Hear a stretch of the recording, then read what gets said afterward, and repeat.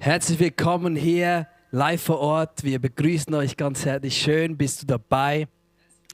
Wir sind mitten in der Gebetswoche und heute beten wir für Freiraum. Ich freue mich, dass du da bist. Woher du auch kommst, schön bist du mit uns. Wir wollen heute für verschiedene Sachen beten, aber vor allem für Freiraum. Freiraum?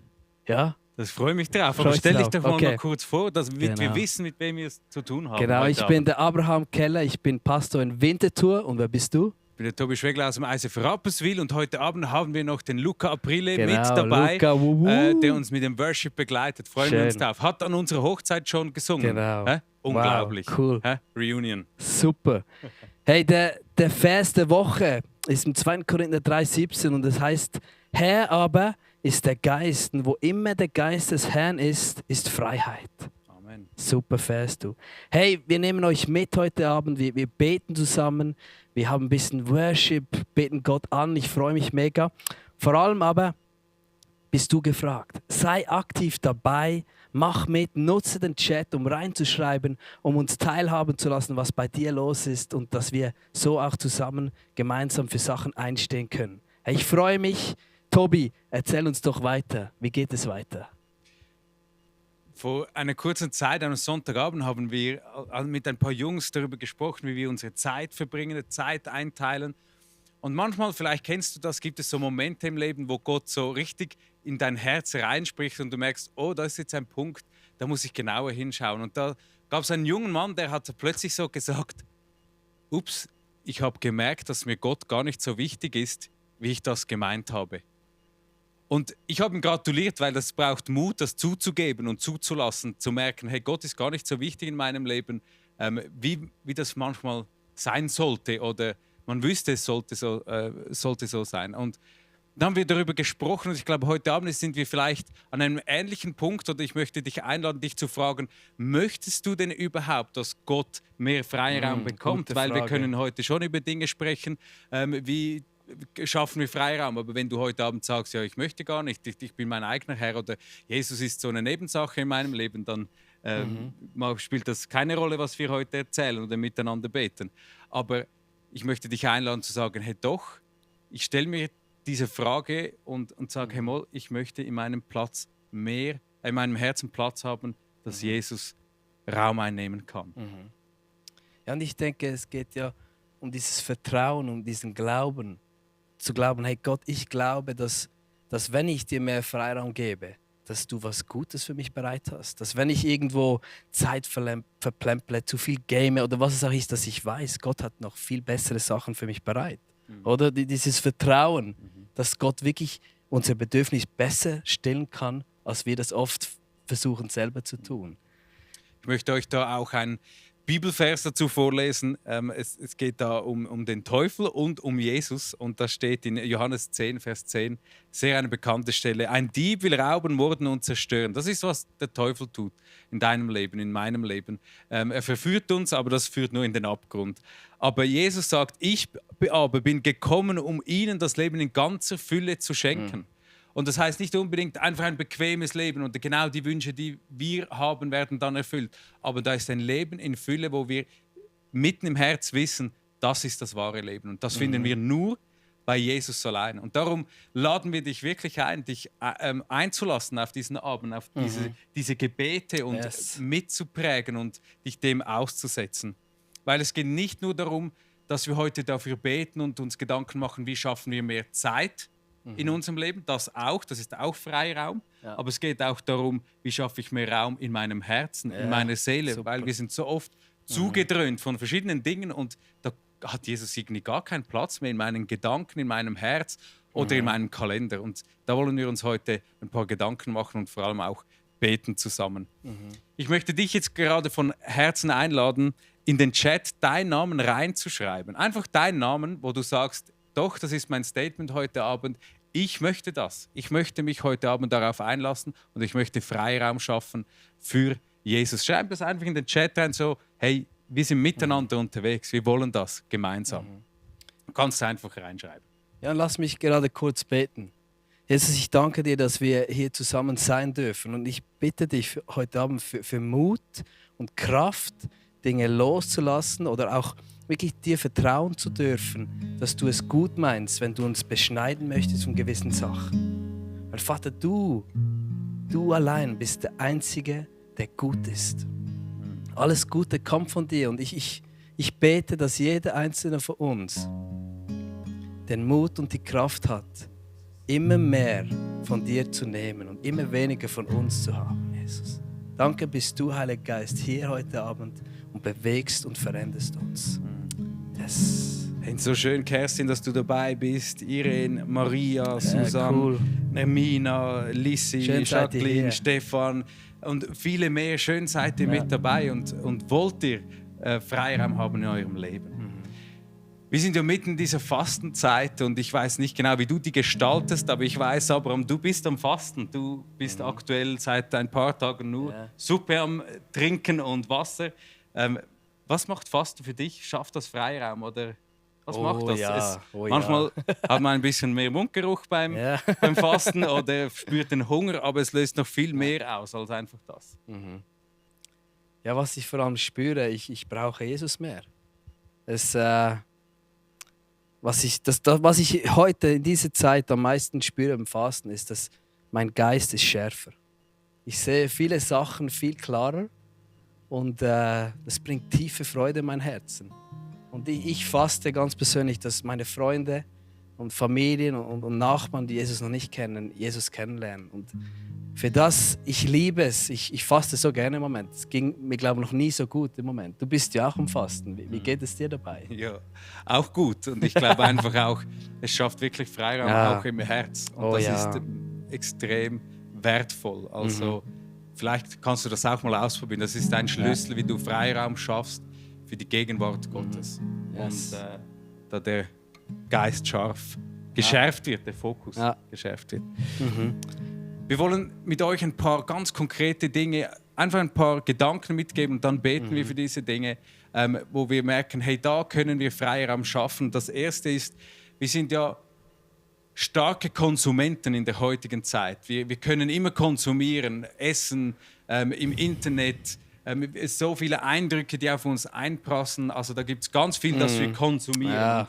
Da gibt es die klassischen Lösungen, wo man sagen kann, hey, ich möchte weniger Netflix schauen oder weniger YouTube unterwegs sein oder so ganz verschiedene Dinge gibt es ja. Du hast da eine Erkenntnis für dich auch oder von einem Freund. Nimm uns mit, was das heißen kann, so Freiraum zu schaffen beim Konsum. Ja. Also was ich im Moment am Machen bin, ist, wir haben ja unglaublich viel Input. Und der muss nicht unbedingt schlecht sein. Jetzt zum Beispiel am Sonntag gehst du in eine Celebration, bist online irgendwo dabei, hörst eine Message. Dann gehst du nach Hause, hörst nochmal eine Message, dann noch einen Input, dann diskutierst du mit deinem Freund, dann bist du noch in der Small Group, hast nochmal einen Input. Wir haben so viele Inputs. Und ich habe gemerkt, ich frage meine Leute manchmal, hey, erinnert ihr euch noch, was letzte Woche das Thema war in der Message?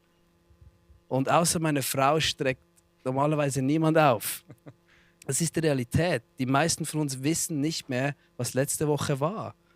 Und ich glaube, das hat viel damit zu tun, weil wir so viele Inputs haben. Und ich habe mich entschieden, hey, ich versuche mich auf einen Input pro Woche zu fokussieren. Und ich merke, das erlaubt mir es erstens viel tiefer, das, was ich höre, mitzunehmen und zu verarbeiten, auch die Woche über. Und nicht, ich habe eine Message gehört und dann höre ich die nächste und dann diese. Das ist auch mal cool und ich sage nicht, dass es schlecht ist, aber ich merke, es gibt mir Freiraum, es lehrt oder entleert meinen Kopf, meine Gedanken ein Stück weit. Und das Zweite ist beim Lesen, ich lese sehr viel und sehr gerne über Strategien, Kirche bauen etc. Und oft, wenn ich lese, dann habe ich noch einen Plan, wie ich es jetzt machen kann. Und ich merke, aber dass es oft mein Plan ist. Und Gott hat mir wie gesagt, hey, lies mehr die Bibel. Und ich merke, wenn ich mehr die Bibel lese, dann sind es nicht meine Pläne, die ich mache, sondern ich gehe mehr in die Pläne, die Gott für mich bereit hat. Und das liebe ich. Das liebe ich wirklich, oder? Diesen Fokus, diese Einfachheit. Ich liebe Einfachheit. Und ich merke, es ist wirklich eine Season, wo das cool ist, die Dinge simpel zu tun. Und ich habe einen Freund, der ist auch bei uns in der Church, der Roland, ich nenne jetzt seinen Namen, der hat nichts dagegen. Der ist so ein cooler Typ. Der hat angefangen, vor ein, zwei Jahren hat er wirklich den Fernseher aus der Stube geräumt. aufgehört, die ganze Zeit Zeitung gelesen und habe gesagt, ich lese jeden Tag, jeden Morgen eine halbe Stunde die Bibel. Und das ist ja super, oder? Das ist cool. Das ist schön, wenn man das macht und das kann manchmal auch eine Übung werden. Aber wisst ihr, ich hab in den letzten 1,5, 2 Jahren bei ihm so extrem gesehen, wie scharf sein Verstand wurde. Durch das Bibellesen und indem er verzichtet auf all diese anderen Inputs, er wurde so klar. Seine Sprache, was er sieht sofort in der Gesellschaft, wenn was läuft. Er informiert sich schon noch hier und da. Er sieht, hey, passiert da was Göttliches oder ist es überhaupt nicht göttlich? Und die Bibel, die gibt ihm diesen klaren Verstand. Ja. Das ist so wertvoll, Freiraum zu schaffen, auch nicht zu viel sich vollzuladen, weil wir sind überladen oft. Und wir wollen jetzt in eine Zeit vom Worship reingehen, wo du dir die Frage stellen kannst, von was ist dein Herz überladen oder deine Seele kann vielleicht gar nicht mehr atmen, du hast das Gefühl, du bist rastlos oder du merkst irgendwie, hey, du kannst nicht einschlafen, weil dein Kopf sich dreht und Gedanken um verschiedene Sorgen oder Projekte herumgeht, dann mach dir Gedanken, wo du da Freiraum schaufeln kannst oder Gott mit dir diese Dinge ausräumen möchte. Du musst nicht, nur weil dein Nachbar Netflix verzichtet, musst du dasselbe machen, aber mach das, was Jesus dir sagt, wo du Freiraum bekommen kannst, damit du nicht zu viel Falsches konsumierst, sondern auch viel Wahrheit reinkommt.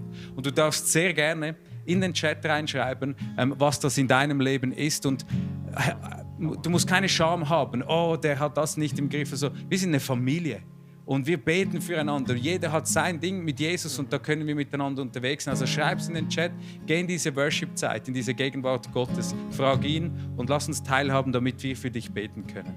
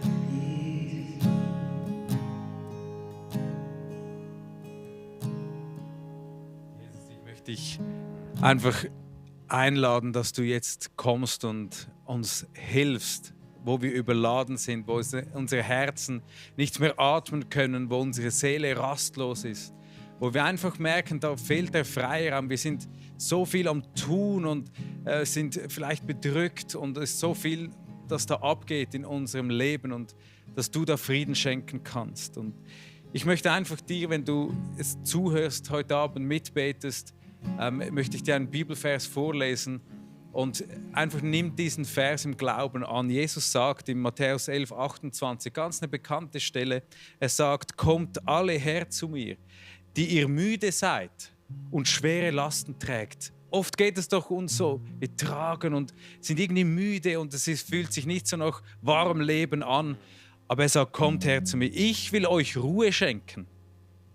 Nehmt mein Joch auf euch, ich will euch lehren, denn ich bin demütig und freundlich. Und jetzt ganz spannend, er sagt, und eure Seele wird bei mir zur Ruhe kommen. Bei Jesus kommen wir zur Ruhe. Jesus ist die Ruhe. Bei ihm kommen wir zur Ruhe. Und er lädt uns nichts auf, was uns niederdrückt und zu schwer ist für uns.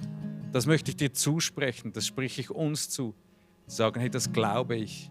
Wenn ich Jesus Freiraum gebe, dann gibt er mir ein Joch, gibt er mir etwas, das ich tragen kann, aber auch einen Ort, wo ich zur Ruhe komme, wirklich zur Ruhe komme. Das spreche ich über deinem Leben aus. Ja, und es gibt auch noch weitere Sachen, die uns helfen, Freiraum in unserem Leben zu schaffen. Und das nächste Thema, das wir gerne ansprechen würden, ist das Thema Ordnung. Ordnung in unser Leben hineinbringen. Wir leben in einer Zeit, wir haben so viele Sachen los. Gell, Tobi? Oder man ist hier, dann haben die Kids was, dann ist ein Elternevent, dann ist mit der Church viel los. Es ist einfach, die Welt, es passiert und läuft so viel. Und ich glaube, es ist so etwas Wertvolles, wenn wir Ordnung haben im Leben. Und etwas, was wir beide herausgefunden haben, gell? Wir sind sehr gute Freunde geworden über die Zeit und wir haben uns immer gefragt, wie können wir es schaffen, mehr Zeit miteinander zu verbringen. Und ich habe Tobi nach einer gewissen Zeit endlich überreden können, mit Golf zu beginnen. Oder? Der Punkt ist, es geht nicht ums Golfen, sondern es geht darum, dass wir gemerkt haben, hey, wie können wir Zeit gemeinsam verbringen, ohne noch zusätzlich was Neues in unseren Schedule hineinzubringen. Also, hey, lass uns zusammen golfen. Das ist eine Zeit, wo wir sprechen können, Fun haben, runterkommen, Gott mehr Freiraum geben. Und das ist was mega Cooles, merke ich, wenn wir zum Beispiel Freunde haben, in die wir investieren wollen. Wir merken, ich habe gar keine Zeit. Etwas, das immer funktioniert, ist zusammen zu essen. Jeder von uns muss essen. Und es geht ein bisschen um diese Idee, dass wir nicht immer neue Dinge beginnen müssen, sondern die Dinge, die wir schon machen, gezielter nutzen. Also das hat mir so viel Ordnung ins Leben gebracht. Das hilft mir, nicht überrennt zu werden. Das schafft Freiraum, dass wir die Dinge machen können und kombinieren können, das Leben so auch teilen dürfen und auch dass wir uns überlegen können, hey, wo bekommt Jesus wirklich Freiraum? Ja. Also es klingt toll mit dem Golf, aber wir versuchen auch miteinander vorwärts zu gehen, die Freundschaft zu pflegen, aber auch in diese Identität als Kind Gottes zu wachsen und da können wir einander helfen. Das kann auch sein, vielleicht kennst du das, wenn du mal umgezogen bist oder wieder mal so einen Frühlingsputz machst oder so, wie befreiend es ist, auszumisten, Dinge abzuschneiden, wegzuwerfen. Das ist immer etwas Schönes. Es ist noch spannend, das empfinden viele Leute so und trotzdem sind wir so ein Sammlervolk irgendwie, wo der Keller überfließt und wir haben Dinge, die wir vielleicht irgendwann mal noch brauchen und brauchen sie sowieso nicht. Und da auch sich zu fragen, hey, gibt es Dinge in meinem Leben, die darf ich abschneiden? Das tut vielleicht mal weh, aber es schafft Freiraum. Es gibt mehr Luft zum Atmen. Also ich bin zum Beispiel ein Typ, ich bin mega interessiert, vielseitig interessiert. Sport zum Beispiel. Ich würde verschiedene Sportarten am liebsten machen. Ich würde gerne Fußball spielen, Badminton-Club gehen, Rennvelo fahren, alle diese Dinge. Und ich habe gemerkt, hey, da muss ich entscheide mich für 1, 2 Hobbys. Weil sonst interessiere ich mich für alles Mögliche und das nimmt mich ein, mich persönlich. Das ist dann so wie eine Phase, wo ich mich voll reinsteigere und merke, das nimmt zu viel Kapazität von meinem Herz in Anspruch. Und auch da vielleicht zu sagen, wie beim Ausmisten, vielleicht musst du ganz physisch ausmisten, hilft auch, um den Geist und das Herz klar zu machen, aber auch in deinem Leben zu merken, hey, das sind Dinge, die Zeit brauchen, die meine Aufmerksamkeit brauchen, die eigentlich Jesus gehören würde. Ja. Ja, und das Schöne ist, es gibt ja wunderschöne Sachen. Hobbys sind nicht was Schlechtes. Aber wenn unsere Hobbys wichtiger werden als der König des Universums, dann wird es mit der Zeit schwierig. Dann fühlen wir uns überladen. Und ich möchte dich dazu einladen. Wir gehen jetzt nochmals in den Song hinein. Überlege dich wirklich, in welchem Bereich deines Lebens wünschst du dir mehr Ordnung, mehr Klarheit, damit mehr Freiraum entstehen kann, damit Jesus mehr die Kontrolle bekommt.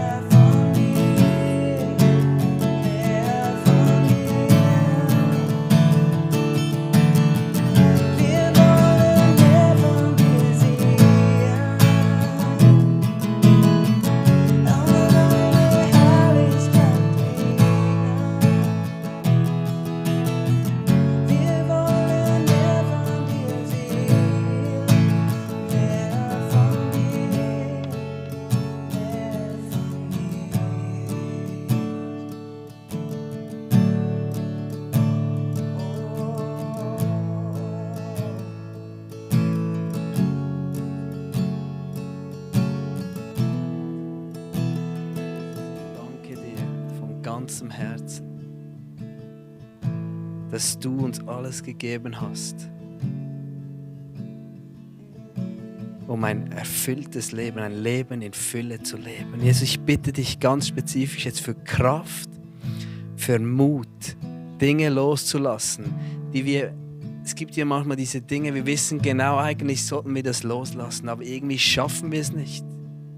Irgendwie ist es zu schwierig, oder wir haben es zu gerne, es gibt uns zu viel Sicherheit oder was es auch ist. Jesus, ich bitte dich um jetzt genau, um diese Kraft, diese Dinge loszulassen. Ich merke das auch bei mir im Leben. Aber manchmal haben wir diese Angewohnheit, ja okay, das gönne ich mir jetzt noch. Jesus, deine Liebe deckt alles.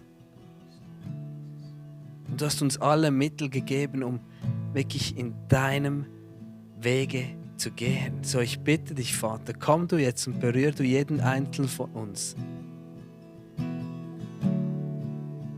Und ich möchte das auch aussprechen, als Söhne und Töchter.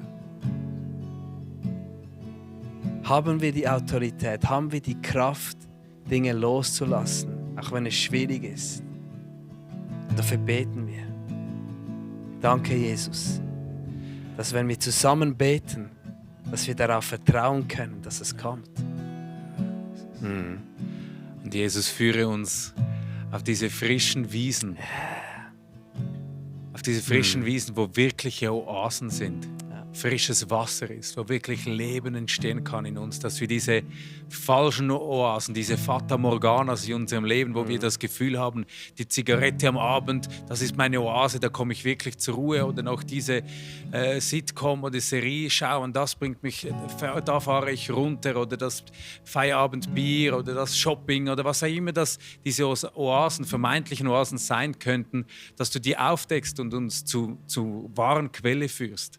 An dein Herz hin und dass wir das wirklich entdecken dürfen. Also merken, hey, da, bei dir kommen wir wirklich zur Ruhe. So wie wir in dieser Serie immer wieder singen, in diesem, komme Jesus, du bist alles, was wir brauchen, du bist unsere Freude, du bist unser Leben. Wir wollen einfach dich haben, dass das Wahrheit wird in unserem Leben, dass wir das schmecken können, wie gut du bist, wie groß du bist und dass du, wenn wir dich haben, wirklich alles haben, was wir brauchen. Yes. Herr Jesus, ich möchte dich ganz spezifisch für Ramona bitten. Zeig ihr jetzt, wie fest du sie liebst. Gott, das bringt alles nichts, wenn wir Freiraum schaffen, aber nicht immer mehr sehen und erleben, wie gut du bist. So, Vater, komm jetzt mit deiner Kraft und zeige uns, wie gut du bist. Yes, wir glauben fest, come on. Wir glauben fest, unser Vater ist lieb. Wir glauben fest, wir glauben fest, wir glauben fest, unser Vater ist Liebe. Wir glauben fest, wir glauben fest, wir glauben fest, unser Vater ist Liebe. Wir glauben fest, wir glauben fest, wir glauben fest, unser Vater ist Liebe. Wir wollen mehr von dir sehen. Lass deine Herrlichkeit regnen. Wir wollen mehr von dir sehen. Mehr von dir, mehr von dir. Oh Jesus, du bist so gut. Du bist so gut. Wir haben noch einen letzten Punkt, der uns helfen kann, immer mehr Freiraum für Jesus zu schaffen. Da geht es um die Beziehungen. Wir alle haben Freunde und Menschen, die wir gerne haben oder manchmal nicht so gerne, je nachdem, was gerade läuft. Aber ich merke oft auch in meinem Leben, oder? Als Christen sind wir gerufen, für die Menschen da zu sein, Gutes zu tun, zu dienen. Aber manchmal verfahren wir uns auch. Manchmal verbringen wir Zeit mit Menschen, die uns vielleicht nicht so gut tun. Oder vielleicht investieren wir viel Zeit in Menschen, die gar nicht offen sind für uns. Und ich möchte euch wirklich Mut machen, auch uns Mut machen, dass wir den Mut haben, Menschen, Beziehungen zu beschneiden, von denen wir spüren, die tun uns nicht gut. Das braucht wirklich Kraft, das braucht Mut, dies zu tun. Aber ich glaube, das ist so wichtig, dass wir uns umgeben mit Menschen, die uns auch gut tun. Weil wenn wir den Menschen, wenn wir hinausgehen möchten, wenn wir Gottes Königreich greifbar machen möchten für die Menschen, was wir als Christen ja tun dürfen, das ist unser Auftrag, dann brauchen wir ein gutes Netz von Menschen um uns herum, das uns immer wieder stärkt. Und ich möchte auch euch freisprechen von diesem, ja manchmal ist schon ein bisschen diese religiöse Erwartung, dass wir Christen allen dienen müssen, auch wenn die Menschen gar nicht offen dafür sind oder offen für das Evangelium. Wir haben in Matthäus 10, 14 diesen Vers, wo Jesus sagt, wenn ihr in einem Dorf nicht willkommen seid und man euch nicht zuhören will, dann geht fort und schüttelt den Staub von euren Füßen. Und ich glaube, Jesus möchte hier sagen, dass wenn du dich in Menschen investierst, Aber es ist one way. Es ist nur du gibst, nur du dienst und die Person dient dir gar nicht zurück und es ist offen, was du möchtest, was du gerne hast. Dann hast du die Freiheit, auch Menschen loslassen zu dürfen. Das ist mega wichtig. Mir hat das so viel Freiheit gebracht, so viel Freiraum gegeben, mich in die Menschen zu investieren, die das auch möchten, die offen sind für das, was ich bringen möchte. Das heißt nicht, dass Menschen immer gleich offen sein müssen für Jesus, aber ich habe realisiert, wenn Menschen offen sind für mich, weil ich Jesus ja liebe, dann reicht das, weil dann irgendwo sind sie auch offen für Jesus. Oder? Und ja, möchtest du noch? Ich glaube einfach, wir können jetzt diesen Abend auch abschließen oder dieses Gebet damit, dass wir für diese Menschen in unserem Umfeld beten, die Jesus noch nicht kennen. Weil wir sind Botschafter vom Königreich. Wir lieben Jesus, wir haben Jesus kennenlernen dürfen und ich wünsche mir, dass jeder von meinen Freunden, meinem Umfeld, in meiner Familie diese Hoffnung, diese Liebe, diese Gnade, diese Rettung erleben können, kennenlernen dürfen, diesen Gott höchstpersönlich kennenlernen dürfen. Und darum lade ich dich ein, den Namen oder verschiedene Namen in deinem Umfeld in den Chat reinzuschreiben, wo du sagst, hey, da bin ich schon seit Jahren dran, für die bete ich schon so lange, ich wünsche mir, dass sie Jesus kennenlernen, weil es das Beste ist, er ist das Beste, was es gibt. Vielleicht bist du gerade umgezogen, hast eine neue Nachbarschaft, dann schreib deren Namen rein. Einfach schreib diese Namen von den Menschen in deinem Umfeld rein und dann können wir miteinander beten. Du bist heute kannst aktiv werden, du siehst selber in den Chat rein, dann bete für diese Menschen, dann lass uns gemeinsam dafür beten, dass mehr Menschen die Kraft von Ostern, diese Tilgung der Schuld, diese Errettung, aber auch diese Auferstehungskraft, diese gute Nachricht von Jesus Christus erleben dürfen, dass die nicht bei uns bleibt. Es ist nicht bestimmt für uns, bei uns zu bleiben. Es ist nur Gnade, dass wir ihn kennenlernen durften. Aber jetzt dürfen wir das weitergehen und mehr Menschen sollen von diesem Jesus erfahren. Also schreibt das da mit in den Chat und wir wollen da beten. Da ist eine Schwester, die Susi, und ich möchte dich beten, Jesus, dass du das Herz von Susi gewinnst. Dass für dich ist kein Weg zu weit, kein Berg zu hoch. Du kannst um ihr Herz werben, du kannst für Eva kämpfen, dass sie dich, Jesus, kennenlernen kann, wie du wirklich bist und sie merkt, hey, du bist ihr Retter. Ja, Jesus, wir beten für Ingrid, Joel, Nadine, Andrea, Sebastian, Patricia, Eva, Claudia, all diese Leute, diese wunderbaren Menschen, die da stehen. Wir bitten dich, Vater, dass du ihr Herz öffnest. Jesus, ich bitte dich für meine Freunde, für den Baski, für den Olli, für meine Nachbarn, für meine Familie, die dich nicht kennen, dass du ihr Herz weich machst, Vater. Und das sind Familien, Arbeitskollegen, Nachbarn, flüchtige Kontakte, das sind so viele Menschen, so viele Namen in diesem Chat drin, das sind Namen, da stecken Menschen dahinter, Menschen, die du geschaffen hast, Vater. Und mögen sie dich als ihren Schöpfer kennenlernen, weil unsere Herzen, sie sehnen sich nach dir, Vater, nach unserem Schöpfer. Und wir danken dir für die Gnade, dass wir dich kennenlernen durften. Dass wir mit dir unterwegs sein dürfen. Danke für jeden Einzelnen, der bei diesem Gebetsabend heute dabei gewesen ist. Gieß deinen Segen aus. Zeig du weiterhin, Heiliger Geist, wo kann Freiraum entstehen, wo du mehr Platz bekommen kannst. Schaffe Identität, schaffe Heilung, schaffe Begegnung mit dir, dem Allerhöchsten, dem Namen über allen anderen Namen, weil wir bei dir zur Ruhe kommen, weil wir mit dir das Leben finden. Ja, Jesus, wir wollen dir alle Ehre geben.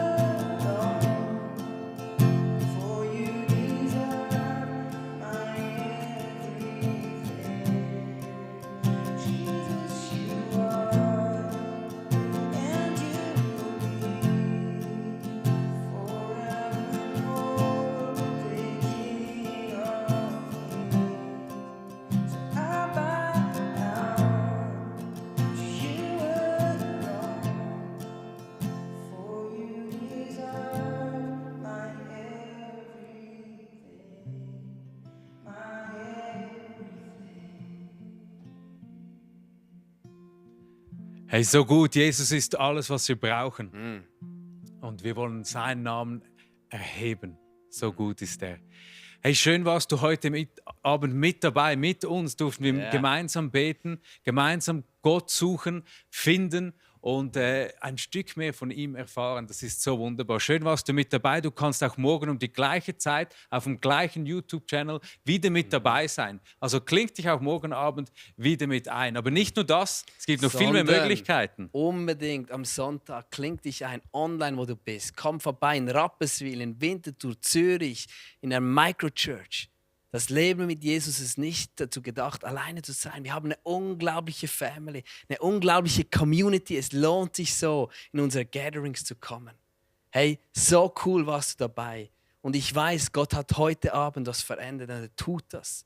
Wenn du noch mehr dich connecten möchtest, wenn du noch nirgends dabei bist, dann kannst du auf icf.ch Connect gehen und dort Anschluss finden.